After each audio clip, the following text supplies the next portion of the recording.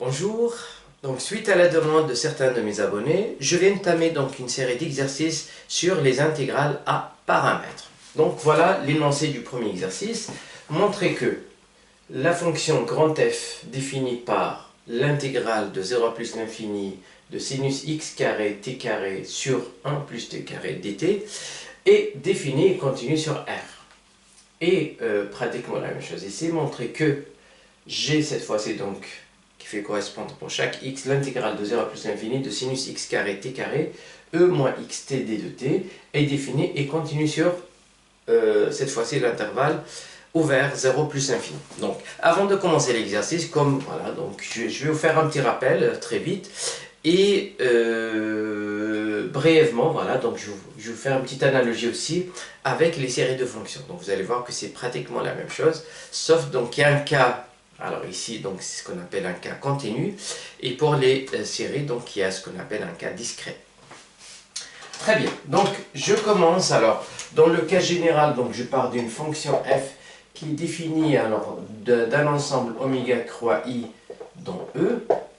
Alors, donc le cas le plus étudié, donc c'est le cas où, alors oméga, donc le oméga soit égal à n ou un intervalle de R. Le oméga le plus souvent, ça va être soit n, soit un intervalle de R. Donc le i, alors, c'est un intervalle de R. Et le e, en général, donc c'est un Banach, un espace de Banach, un espace de Banach, mais, donc je rappelle un espace de Banach, c'est un espace vectoriel normé complet. Et donc, le cas le plus étudié, donc ça va être le cas où E égale à R principalement et aussi donc C. Voilà, donc c'est un peu le cadre. Alors, je vais vous donner donc brièvement qu'est-ce qui se passe lorsque oméga égale à n. Donc, lorsque oméga égale à n, qu'est-ce qu'on a en général? Donc, alors ici, si je marque xt, donc il fait correspondre f de xt. Dans ce cas-là, la variable x, donc on la note tout simplement n pour dire que c'est un entier. Et donc là, le f de xt, on le note comme ça, f de nt, et on adopte l'écriture d'une suite. Donc là, on le marque fn de t.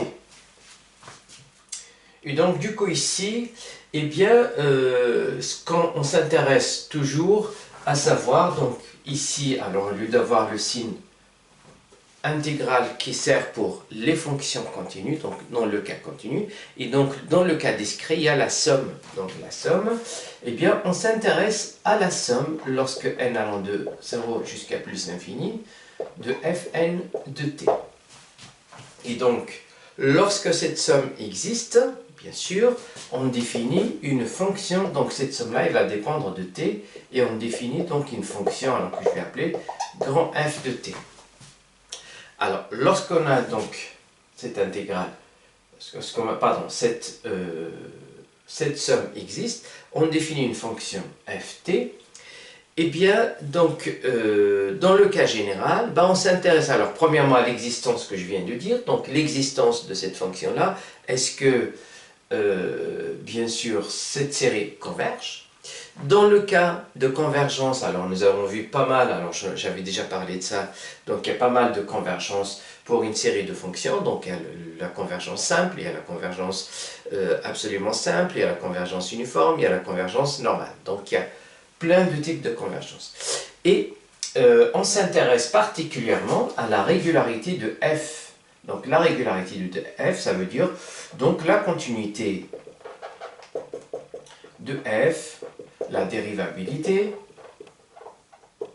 Est-ce qu'elle est de classe C1, C2, C infini? Voilà, donc on s'intéresse à l'étude de ça. Et nous avons vu, selon le type de convergence, on peut avoir pas mal de propriétés. Donc notamment la connaissance de certaines propriétés sur les fn de t, eh bien, il nous permet d'avoir des informations sur la régularité de cette fonction qui est définie comme ça. Voilà, donc c'est le cadre pour ça. Alors, maintenant, lorsque notre oméga ici, lorsque oméga égale à un intervalle J, donc intervalle de R.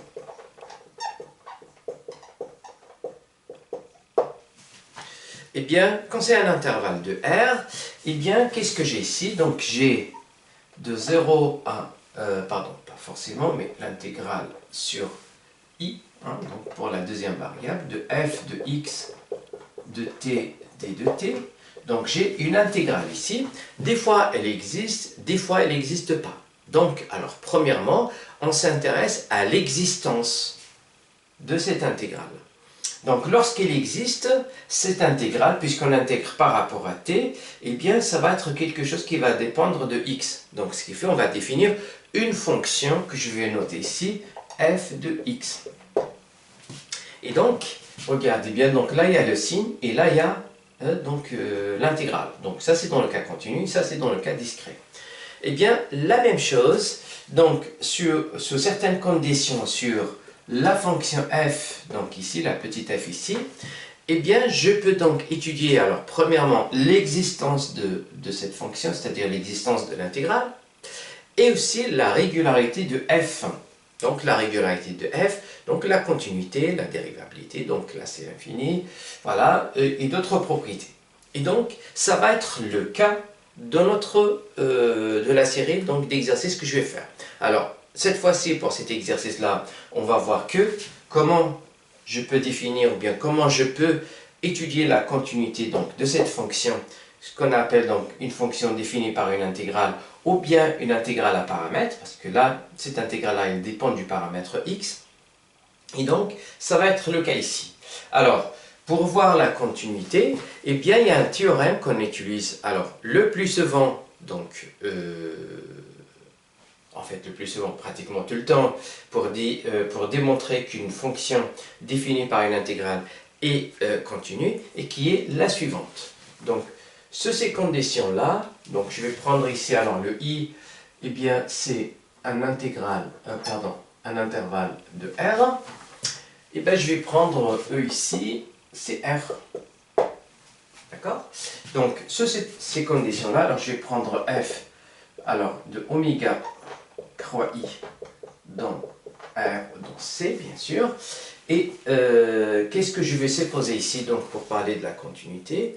Alors, je vais prendre déjà, donc, F de X, c'est l'intégrale sur I, donc de F de X t d de t.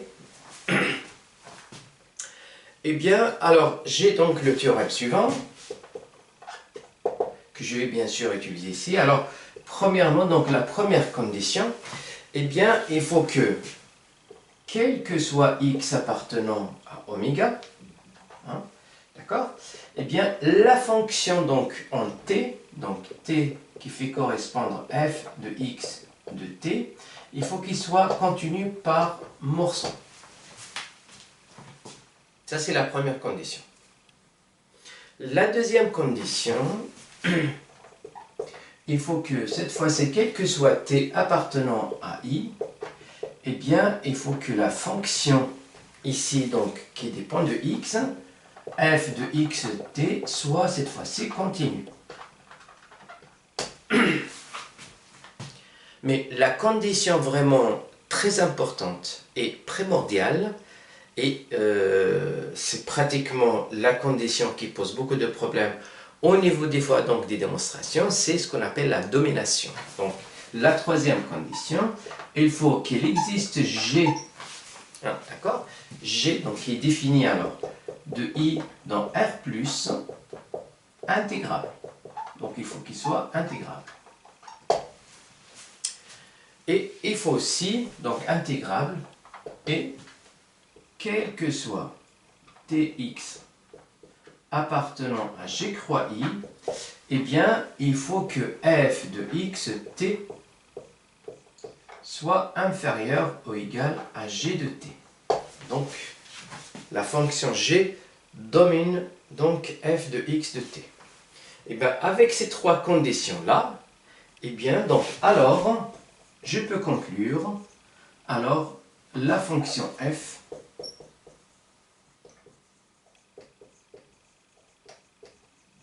sur G. Donc voilà, j'ai trois conditions ici. Donc en vérifiant ces trois conditions, eh bien je peux dire que f est continu sur G. Bon, voilà, ça c'est le cas général. Alors, comme je viens de dire, les deux premières conditions, elles sont tout le temps très faciles à démontrer. Alors, en revanche, la troisième, elle n'est pas tout le temps évidente. Donc, à savoir, ou bien à chercher quelle est la bonne fonction intégrable. Eh bien, des fois, ça arrive souvent aussi de vérifier donc, la troisième condition eh bien, sur ce qu'on appelle les segments, donc un intervalle de R qui est fermé. Et au lieu de vérifier ça sur le oméga en entier, donc on le vérifie sur les segments de oméga, qui sont dans oméga.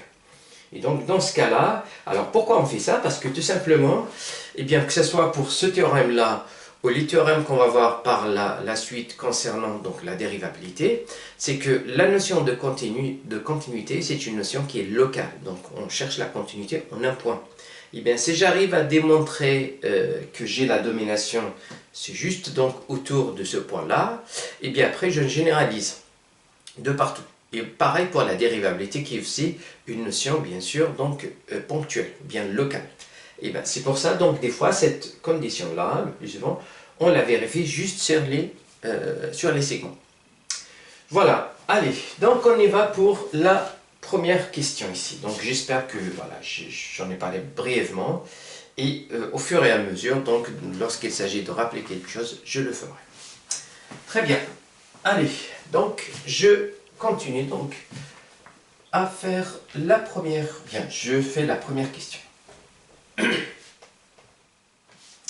Allez, pour la première fonction, eh bien donc je vais voir donc le théorème à côté et je vais l'appliquer. Eh bien, mon grand f ici,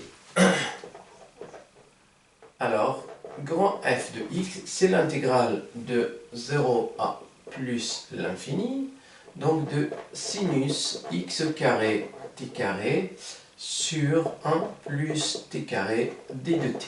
Bon, alors, je vais commencer d'abord par définir ma fonction petit f. Donc, je vais prendre petit f ici, qui va être défini, alors, donc le R, puisque la variable X apparemment donc il faut qu'il soit sur R, donc de R croix eh ben, 0 plus l'infini, donc là je peux prendre même 0 inclus puisque là j'ai pas de souci ici, hein, la fonction elle est bien continue, elle est bien définie en 0, et qui va ici, donc cette quantité là elle est dans R. Voilà. Alors, donc j'ai bien la fonction ici. Alors, on demande d'abord qu'elle est définie. Bon, si on arrive à démontrer qu'elle est continue, ça veut dire qu'elle est déjà définie. Eh bien, la définition, ça veut dire est-ce que cette intégrale est convergente. Donc, pour savoir ça, bah, regardez bien. Donc, je vais prendre soit x appartenant à, ici donc à R. Qu'est-ce qui se passe ici? Bah, j'ai sinus x carré t carré sur 1 plus t carré. Donc je suppose qu'on connaît un petit peu les techniques qui permettent de savoir si une intégrale est convergente ou pas. Donc ici on va démontrer que l'intégrale est absolument convergente et on va déduire qu'elle est convergente. Et donc ce qui fait bon, le f il est bien défini. Donc je sais que sinus c'est une fonction qui est bornée par moins 1 et 1, donc elle est majorée par 1. Et donc tout ça, ben, je peux écrire que ça fait 1 sur 1 plus t au carré. D'accord? Eh bien, qu'est-ce que j'ai ici? Je sais donc ici, eh bien cette fonction-là, elle est intégrable sur 0 plus l'infini. Pourquoi? Ben, regardez bien, si je prends maintenant, alors, j'ai pas de problème en 0 puisque la fonction elle est définie. Eh bien, si je prends par exemple l'intégrale de 0 à a, et après je vais faire tendre a vers plus l'infini, de 1 sur 1 plus t carré, donc d de t, je sais que 1 sur 1 plus t carré, c'est la dérivée de l'arc tangente. Donc, une primitive de ça, donc c'est arc tangente de t entre 0 et a. Et là, donc ça va faire arc tan de a, alors arc tangente de 0, ça fait 0, donc ça fait ça. Et lorsque a tend vers plus l'infini, eh bien je sais que arc tan, donc là qui va tendre vers pi sur 2, lorsque a tend vers plus l'infini. qui veut dire quoi? Qui veut dire que cette fonction-là est intégrable, et donc ça veut dire que cette fonction-là, elle est intégrable, donc il veut dire que cette intégrale est absolument convergente, et si une intégrale est absolument convergente, alors elle est convergente. Donc du coup, notre f est bien défini.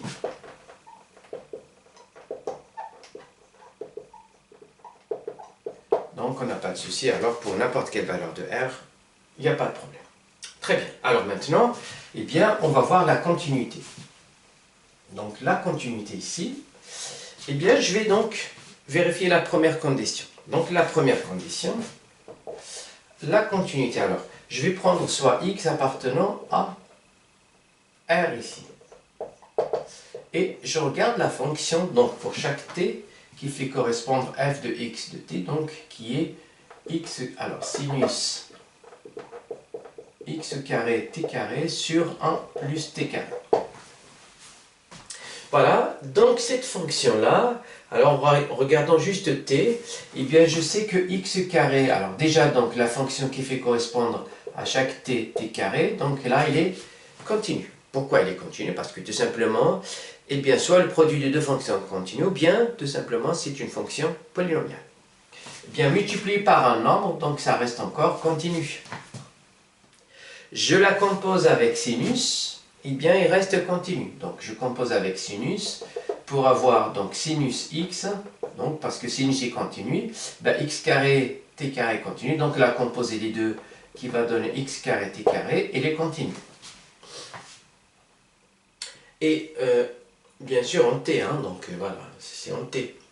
Après, donc pareil, t qui fait correspondre à 1 plus t carré, donc elle est continue puisque c'est polynomial. Et donc, le quotient de deux fonctions continues est continu. Donc, ça sur ça est continu. Donc, du coup, ici, cette fonction-là, elle est continue. Alors, ici, il nous demande qu'il soit continu par morceau. Eh bien, le fait, une fonction donc, qui est continue, et c'est plus fort, la continuité, elle est plus forte que la continuité par morceau. Donc, s'il est continu, bah, ça veut dire qu'il est continu par morceau. Continu par morceau. Très bien. Alors, la deuxième condition maintenant, bon, alors je vais prendre un t qui appartient à 0 plus l'infini, et je vais prendre x qui fait correspondre cette fois-ci, donc c'est la variable x. Hein. Sinus x carré t carré, 1 plus t carré. Bon, très bien, ben, le même raisonnement que tout à l'heure, bon, la fonction qui fait correspondre x au carré est continue, hein, parce que c'est polynomial, multiplié par un nombre ici, puisque t là, ça va juste un paramètre, donc ça va être continu, composé avec sinus, ça va rester donc continu, et divisé par, en fait, multiplié par un nombre encore, ça va rester continu. Donc cette fonction-là, elle est continue. Donc ce qui fait, j'ai pas de souci pour la deuxième condition ici, donc elle est bien vérifiée. Alors, maintenant, on doit chercher donc cette fonction qui va dominer. Hein, donc, condition de domination. Alors, donc, j'ai pratiquement déjà fait le travail lorsque j'avais démontré qu'elle est définie.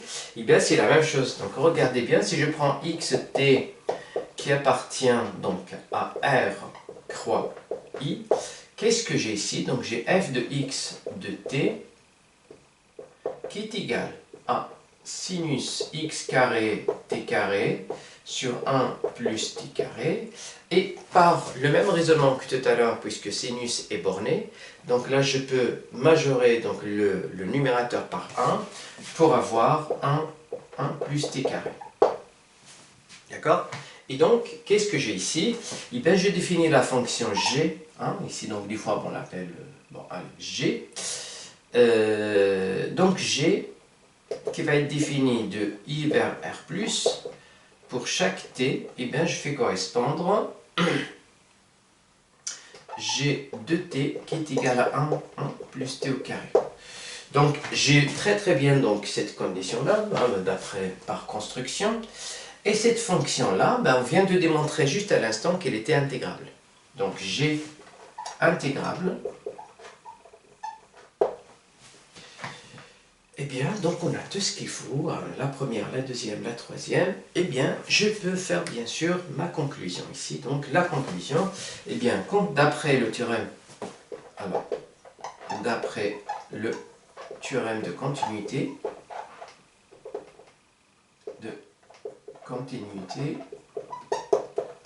des fonctions, bien des intégrales à paramètres,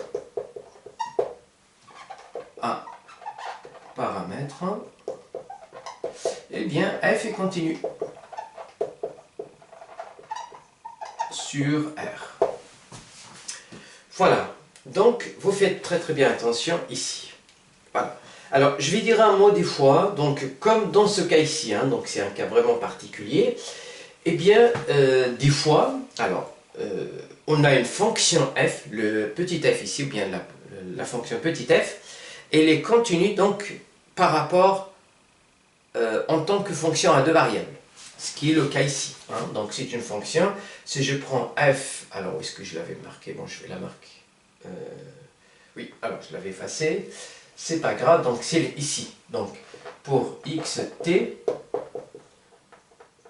sinus x carré t carré sur 1 plus t carré, eh bien on peut démontrer facilement que ça c'est une fonction qui est continue en tant que fonction à deux variables, en prenant donc les deux variables en même temps. Eh bien lorsqu'on a une fonction qui est continue par rapport à deux variables directement, eh bien c'est une condition qui est très forte, qui entraîne à la fois la première et la deuxième. Donc c'est une condition très forte. Eh bien, je peux dire directement le fait que f est continu en xy, pardon, en xt, eh bien, je peux parler directement, donc je peux sauter les deux conditions et vérifier que la troisième. Et il y a aussi un autre cas, le cas où i est un intervalle, ou bien est un segment. Hein. Donc, lorsque i est un segment, si i est un segment, alors je vais noter par exemple AB, et que donc vous avez la fonction fxt donc qui est continue, d'accord?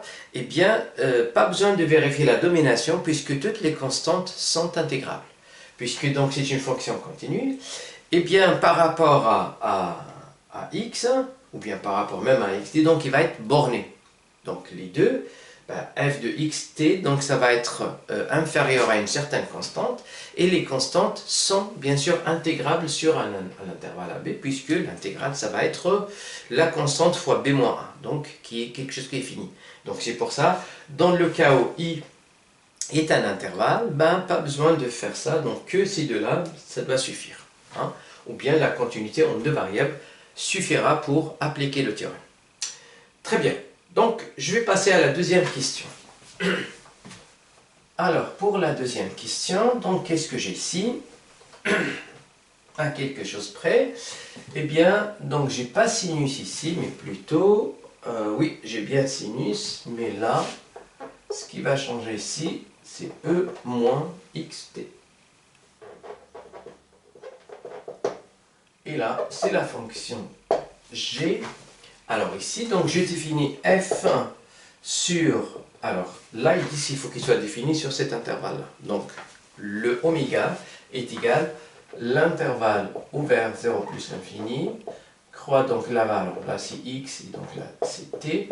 Alors, les t, donc c'est 0 plus l'infini, et qui va dans R.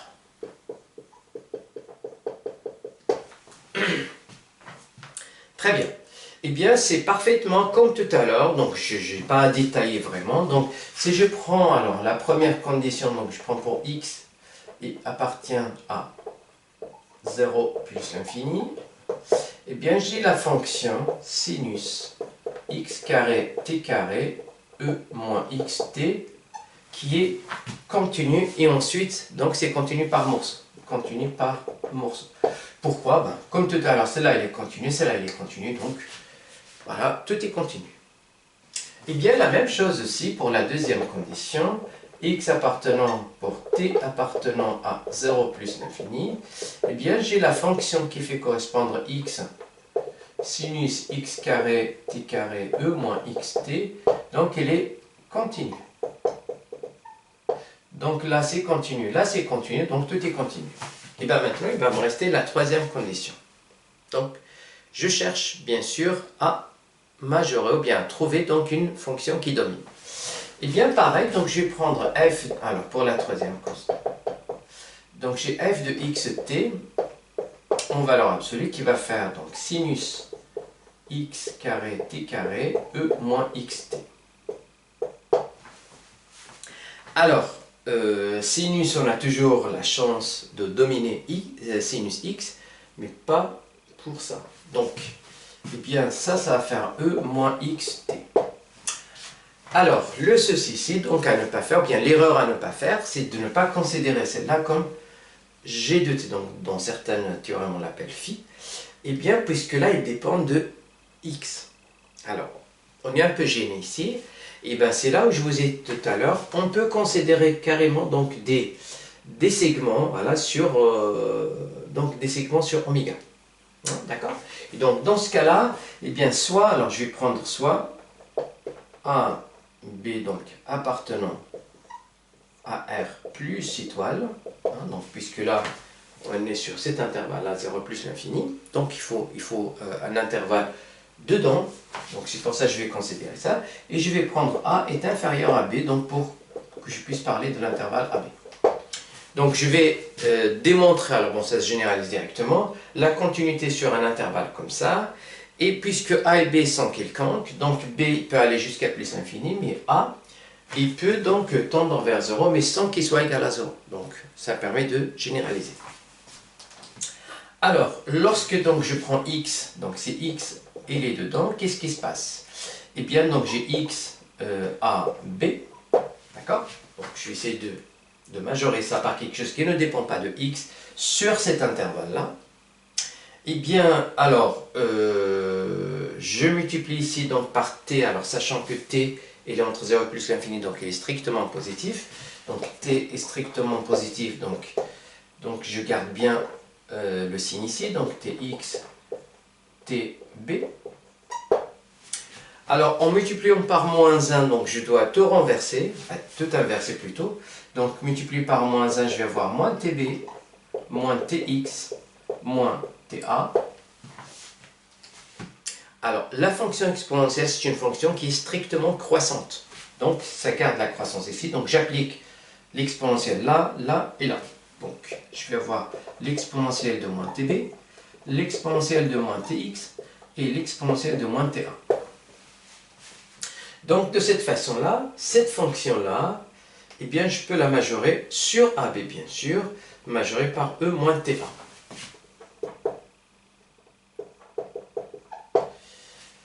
Voilà, et de cette façon-là, bien sûr toujours ici, eh bien je peux considérer celle-là égale à g de t.